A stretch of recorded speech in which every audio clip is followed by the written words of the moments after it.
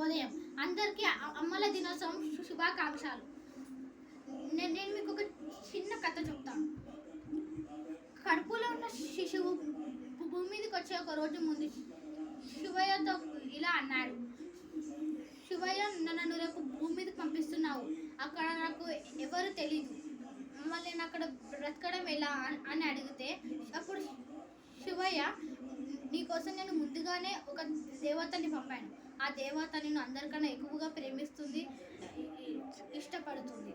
అప్పుడు శిశువు, మరి నాకు వాళ్ళ భాష రాదు, నేను వాళ్ళతో ఎలా మాట్లాడాలి అని అడిగితే, అప్పుడు శివయ్య ఒక చిన్న నవ్వు నవ్వి, అక్కడ ఒక దేవత, ఆ దేవత మంచి మాటలు, నువ్వు విననంటి మంచి మాటలు మాట్లాడి నీకు మంచి మాటలు ఎవరితో ఎలా ఉండాలి సంస్కారం కూడా నేను నేర్పుతుంది.